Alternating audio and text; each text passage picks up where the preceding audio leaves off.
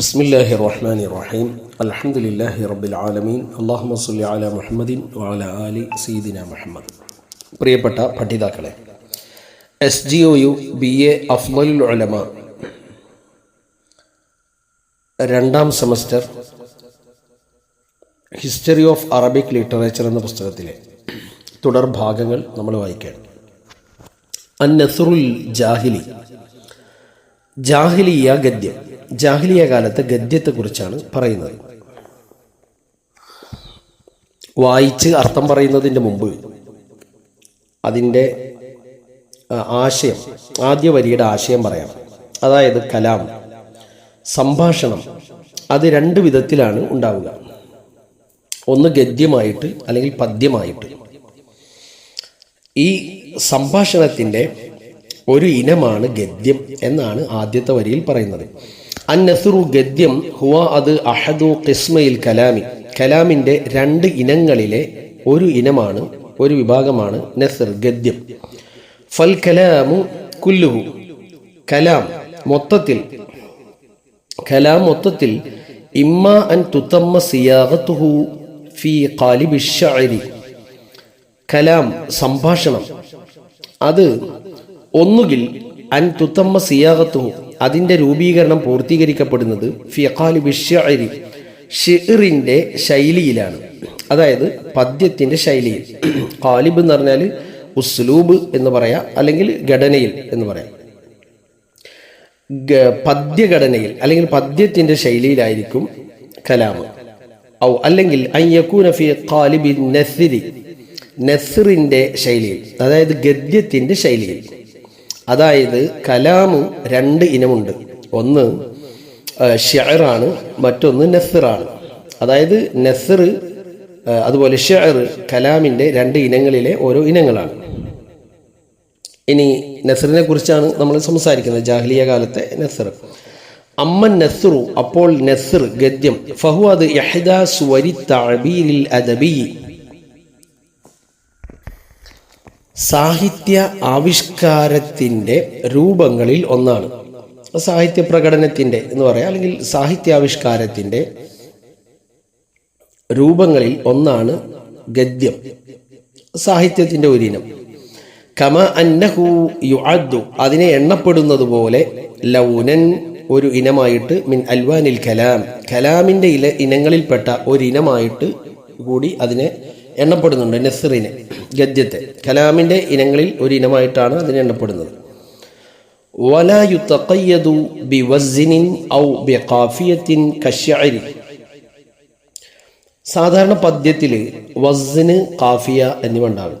വസ്ന് എന്ന് പറഞ്ഞാൽ വൃത്തം, കാഫിയ എന്ന് പറഞ്ഞാൽ അന്ത്യപ്രാസം, നമ്മൾ റൈം എന്നൊക്കെ പറയുന്ന പോലെ. അപ്പോൾ ഈ ഗദ്യം എന്നുള്ളത് പദ്യം പോലെ വൃത്തമോ അല്ലെങ്കിൽ അന്ത്യപ്രാസമോ ഒന്നും ഉണ്ടാകണം എന്ന് യാതൊരു ഉപാധിയുമില്ല. ഇനി വാക്കിൻ്റെ അർത്ഥം പറയാം. വലാ യുതഖയ്യദു, ഉപാധി വെക്കപ്പെടുകയില്ല. ബിവസ്നിൻ, വസ്നനുസരിച്ചായിരിക്കണം, അതായത് ഒരു വൃത്തം അനുസരിച്ചായിരിക്കണം. ഔ അല്ലെങ്കിൽ ബിഖാഫിയത്തിൻ, ഒരു കാഫിയ അനുസരിച്ചായിരിക്കണം, അന്ത്യപ്രാസമുള്ളതായിരിക്കണം.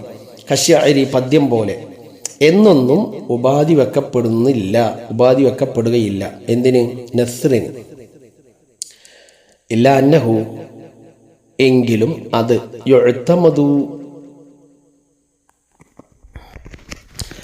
അത് നിലകൊള്ളുന്നു അല്ലെങ്കിൽ ആശ്രയിച്ചു നിൽക്കുന്നു എന്നൊക്കെ അർത്ഥം പറയാം. അലാ ഇറാദിൽ ഖയാലി, ഖയാലിനെ, ഭാവനകളെ കൊണ്ടുവരുന്നതിൻ്റെ മേൽ, ഭാവന, വസുവരി, ചിത്രങ്ങൾ, വളുറുബി മിനൽ ബലാഗ, ബലാഗത്തിൻ്റെ വ്യത്യസ്ത ഇനങ്ങൾ, ഇതൊക്കെ ഈ നസ്റിൽ ഉണ്ടായിരിക്കും. പദ്യം പോലെ കാഫിയ വേണമെന്നോ അല്ലെങ്കിൽ വസ്ന്, വൃത്തമനുസരിച്ചായിരിക്കണമെന്നോ എന്നൊന്നും ഒരു ഉപാധിയുമില്ല, ഒരു നിബന്ധനയുമില്ല. പക്ഷെ അതിൽ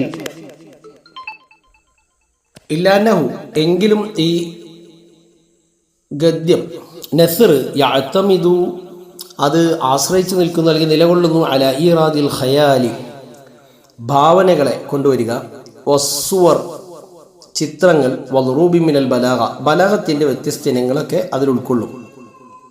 ഏതിൽ? നസ്റിൽ ഉണ്ടായിരിക്കും. ബലാഗയുടെ വ്യത്യസ്ത ഇനങ്ങൾ എന്ന് പറഞ്ഞാൽ കൽ ജിനാസി ജിനാസ് പോലെ, വത്തിബാഖ് തിബാഖ് പോലെ, തഷ്ബീഹ് തഷ്ബീഹ് പോലെ, വലിസ്തിആറ ഇസ്തിആറത്ത് പോലെ. അത് ഇൻഷാ അല്ലാഹ് നമ്മൾ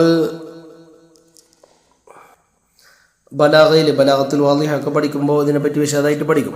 ഇപ്പം അത് പഠിക്കുക എന്നുള്ളത് ഇതിലെ ഈ പാഠത്തിലെ പ്രധാന ഉദ്ദേശമില്ല.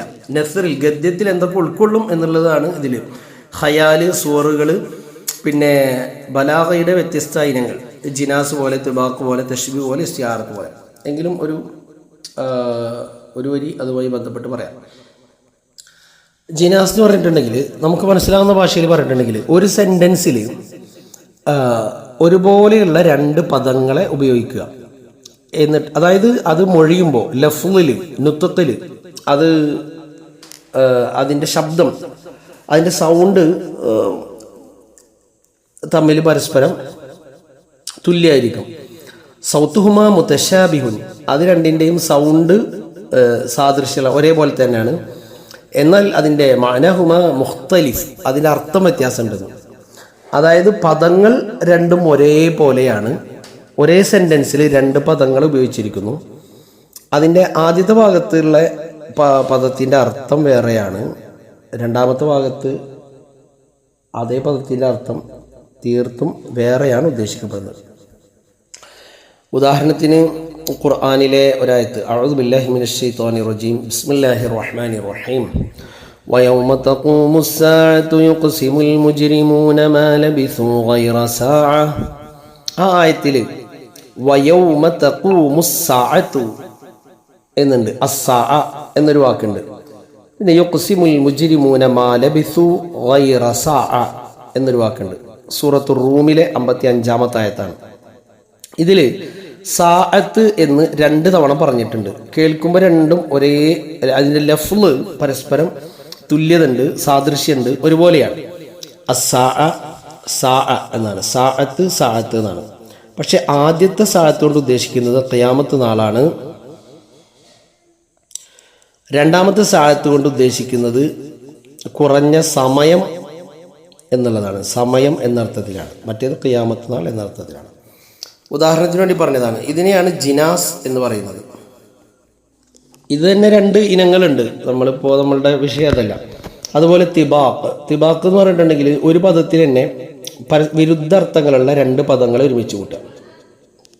നമുക്ക് സൂറത്ത് റൂമിലെ തന്നെ 19-ാമത്തെ ആയത്ത്, അഊദു ബില്ലാഹി മിനശ് ശൈത്വാനിർ റജീം, ബിസ്മില്ലാഹിർ റഹ്മാനിർ റഹീം, അല്ലാഹു യുഖ്രിജുൽ ഹയ്യ മിനൽ മയ്യിത്ത്, അല്ലാഹു യുഖ്രിജുൽ ഹയ്യ മിനൽ മയ്യിത്തി വയുഖ്രിജുൽ മയ്യിത മിനൽ ഹയ്യ്. അല്ലാഹു യുഖ്രിജുൽ ഹയ്യ, ഹയ്യിൻ്റെ നേരെ ഓപ്പോസിറ്റ് ആയിട്ടുള്ള അർത്ഥാണ് അല്ലെങ്കിൽ വാക്കാണ് മയ്യിത്ത്.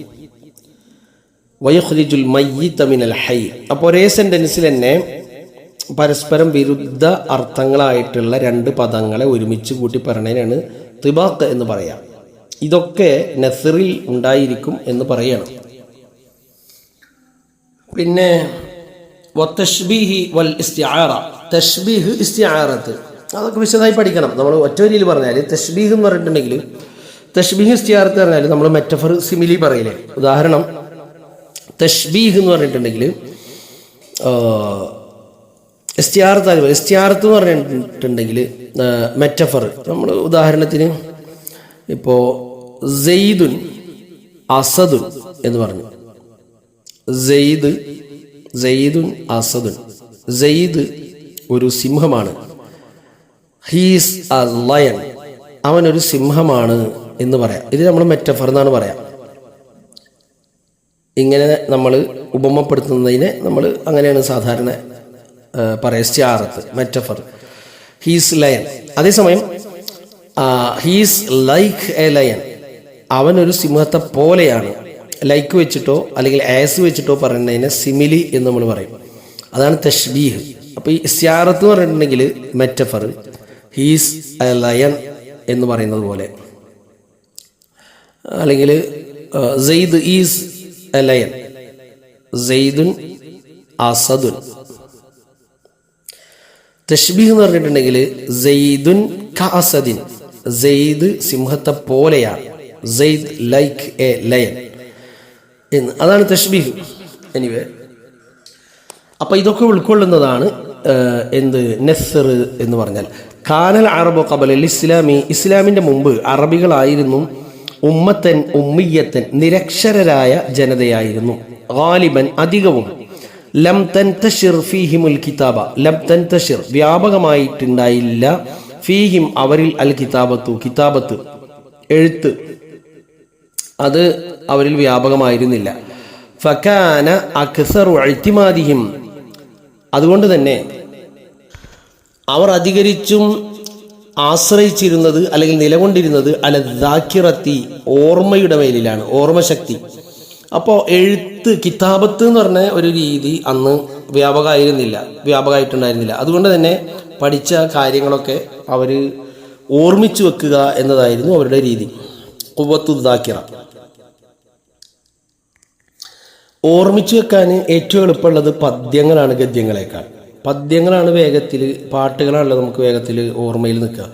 അതുകൊണ്ട് തന്നെ ജാഹിലിയ കാലഘട്ടത്തിൽ നിന്ന്, ഈ അസ്റുൽ ജാഹിലിയയിൽ നിന്ന് നമുക്ക് ലഭ്യമായിട്ടുള്ള സാഹിത്യത്തിൻ്റെ നെസ്ർ, ഷെഅർ, ഈ രണ്ട് രൂപങ്ങളിൽ ഏറ്റവും കൂടുതൽ നമുക്ക് കിട്ടിയിട്ടുള്ളത് ഷെഅറുകളാണ്. എന്തുകൊണ്ട്? ജാഹിലിയ സമൂഹത്തിൽ നിന്ന് നമുക്ക് കൈമാറി കിട്ടിയ സാഹിത്യത്തിൻ്റെ ഇനങ്ങളിലെ ഗദ്യം, പദ്യം, അതിൽ പദ്യമാണ്, ഷെഅറാണ് കൂടുതലുണ്ടായിരുന്നത്. എന്തുകൊണ്ട്? ഷെഅറാണ് മനഃപ്പാടമാക്കാൻ കൂടുതൽ എളുപ്പമുള്ളത്. ആ കാലത്താണെങ്കിൽ എഴുത്ത് വളരെ കുറവായിരുന്നു, അല്ലെങ്കിൽ വ്യാപകമായിരുന്നില്ല. അതുകൊണ്ട് മനഃപ്പാടമാക്കാൻ എളുപ്പമുള്ള ഷെഅർ അവർ നന്നായി മനഃപ്പാടാക്കിയിട്ടുണ്ടായിരുന്നു. അതുകൊണ്ട് തന്നെ ഷെഅറാണ് കൂടുതൽ കൈമാറി കിട്ടിയത്. ആ കാര്യമാണ് പറഞ്ഞത്. വഹൈസു ഇന്ന ഷഅറ, നിശ്ചയമായും പദ്യം, അഖ്റബു ഇലൽ ഹിഫ്ളി, ഹിഫ്ളാക്കുന്നതിലേക്ക് അത് വളരെ അഖ്റബാണ്, വളരെ അടുത്തതാണ് മനഃപ്പാടമാക്കുന്നതിലേക്ക്. അങ്ങനത്തെ അവസ്ഥയിൽ അക്സറു മൻ തഖല ഇലൈന, നമ്മിലേക്ക് വന്നു ചേർന്നതിൽ ഏറ്റവും കൂടുതലുള്ളത് മിനൽ അസ്രിൽ ജാഹിലി, ജാഹിലിയ കാലഘട്ടത്തിൽ നിന്ന് നമ്മിലേക്ക് വന്നു ചേർന്നതിൽ ഏറ്റവും കൂടുതലുള്ളത് ഹുവ ഷഅർ, അത് പദ്യമാണ്. വലം തുൻതഖൽ ഇലൈന, നമ്മിലേക്ക് കൈമാറ്റം ചെയ്യപ്പെട്ടിട്ടില്ല. നമാദിജുൻ കസീറ, വളരെ കൂടുതൽ മാതൃകകൾ. ലിന്നസിരി, ഗദ്യത്തിൻ്റെ ലിന്നസിരിൽ ജാഹിലിയ നസറിൻ്റെ വളരെ കൂടുതൽ മാതൃകകളൊന്നും നമ്മിലേക്ക് കൈമാറ്റം ചെയ്യപ്പെട്ടിട്ടില്ല. നമ്മിലേക്ക് കൂടുതൽ വന്നു ചേർന്നത് ഷെഅറാണ്. വമിൻ അൻവാഇൻ നസിരി അല്ലത്തി വസലത്ത് ഇലൈന, നമ്മിലേക്ക് വന്നു ചേർന്ന ഗദ്യത്തിൻ്റെ ഇനങ്ങളിൽപ്പെട്ടതാണ്. മിനൽ ജാഹിലിയ, ജാഹിലിയത്തിൽ നിന്നും, അതായത് ജാഹിലിയ അസ്റിൽ നിന്ന് അല്ലെങ്കിൽ ജാഹിലിയ നസ്റിൽ നിന്ന് നമ്മിലേക്ക് വന്നു ചേർന്ന നസ്റിൻ്റെ ഇനങ്ങളിൽപ്പെട്ടതാണ് അൽ അംസാൽ. അംസാൽ എന്ന് പറഞ്ഞിട്ടുണ്ടെങ്കിൽ ഉപമകൾ എന്ന് പറയാം, പഴഞ്ചൊല്ലുകൾ എന്നും അർത്ഥം പറയാറുണ്ട്. വൽ ഹിക്കം, തത്വജ്ഞാനങ്ങൾ. വൽ വസായ, ഉപദേശങ്ങൾ. വൽ ഖുതബി, പ്രഭാഷണങ്ങൾ. വൽ അഖാസീസ്, കഥകൾ. അടുത്ത വരി, യംതാസുൻ നസ്റു ഫിൽ ജാഹിലിയ, ജാഹിലിയത്തിലെ ഗദ്യം വേറിട്ട് നിൽക്കുന്നു അല്ലെങ്കിൽ സവിശേഷപ്പെട്ട് നിൽക്കുന്നു. ബിജറിയാനിഹി, അതിൻ്റെ ഒഴുക്കുകൊണ്ട്. മഅത്തബഇ, പ്രകൃതിയോടുകൂടെയുള്ള, പ്രകൃതിയോടിണങ്ങിച്ചേർന്ന, പ്രകൃതിയോടൊപ്പമുള്ള അതിൻ്റെ ഒഴുക്കുകൊണ്ട്. ജറിയാൻ എന്ന് പറഞ്ഞാൽ നടക്കുക, ഒഴുകുക എന്നൊക്കെ അർത്ഥം. ഫലൈസ ഫീഹി തകല്ലുഫ്, ഒരു പ്രകൃതിപരമായിട്ടുള്ളൊരു ഒഴുക്കായിരുന്നു ഈ ജാഹിലിയ നസ്റിൻ്റെ ഒരു സവിശേഷത. അതായത് അതിലെന്തില്ല? തകല്ലുഫുൻ, കൃത്രിമത്വങ്ങളില്ല. വല സുഖ്റുഫുൻ, അലങ്കാരങ്ങളില്ല. വല ഉലുവുൻ, എക്സാജറേറ്റ് ചെയ്ത് പറയാം, നമ്മൾ അതിശയോക്തിയോടുകൂടി പറയാം, അതൊന്നും അതിലില്ല. അതിശയോക്തിയോടുകൂടി പറയാം, അലങ്കാരങ്ങൾ, കൃത്രിമത്വങ്ങൾ ഒന്നുമില്ലാത്ത തീർത്തും പ്രകൃതിയോടിണങ്ങിയ ഒരു ഒഴുക്കായിരുന്നു ഈ ജാഹിലിയ നസ്റിൻ്റെ സവിശേഷത. യസീറു മഅ അഖ്ലാഖിൽ ബദവിയ്യി വബീഅതിഹി, യസീറു അതിങ്ങനെ സഞ്ചരിക്കുന്നു, നടക്കുന്നു. മഅ അഖ്ലാഖിൽ ബദവി, ഒരു മരുഭൂവാസിയുടെ ആചാരങ്ങൾക്കൊപ്പം അല്ലെങ്കിൽ സ്വഭാവത്തിനൊപ്പം. വബീഅതിഹി, അവൻ്റെ ചുറ്റുപാടിനുമൊപ്പം. ഫഹുവ, അത് ഖവിയുൽ ലഫ്ളി, പദങ്ങൾ ശക്തമായതാണ്, ശക്തമായ പദങ്ങളുള്ള. മതീനു തർക്കീബി, തർക്കീബ് എന്ന് പറഞ്ഞാൽ ഘടന, ഉറപ്പുള്ള ഘടനയുള്ള. ഖസീറുൽ ജുംല, ചെറിയ സെന്റൻസുകളുള്ള. മൂജസുൽ ഉസ്ലൂബി, സംക്ഷിപ്തമായ ശൈലികളുള്ള. മൂജസ എന്ന് പറഞ്ഞാൽ ചുരുക്കി പറയുന്ന രീതിയാണ് മൂജസ് എന്ന് പറയാം. അതായത് വാക്ക് ചെറുതായിരിക്കും, ആശയം വലുതായിരിക്കും. അത് അങ്ങനെയാണ് മൂജസാക്കി പറയാ എന്ന് പറയുന്നത്, ഈജാസ് എന്ന് പറയുന്നത്. മൂജസുൽ ഉസ്ലൂബി, സംക്ഷിപ്തമായ ശൈലികളുള്ള. ഖരീബുൽ ഇഷാറ, സൂചനകൾ വളരെ അടുത്തുള്ള. ഖലീലുൽ ഇസ്തിആറ, ഇസ്തിആറത്ത് കുറഞ്ഞ. അതായത് നേരത്തെ നമ്മൾ പറഞ്ഞ ഉപമ ഇതുണ്ടല്ലോ, ഇത് മെറ്റഫർ, അത് കുറവുള്ള. ഇഷാറത്ത്, സൂചനകൾ വളരെ അടുത്ത, സംക്ഷിപ്തമായ ശൈലികളുള്ള, ചുരുങ്ങിയ സെന്റൻസുകളുള്ള. അതായത് സെന്റൻസുകൾ വളരെ ചുരുങ്ങിയ രീതിയിലുള്ള, ഉറച്ച ഘടനയുള്ള, ശക്തമായ വാക്കുകളുള്ള. അതാണ് ജാഹിലിയത്തിലെ നസ്ർ.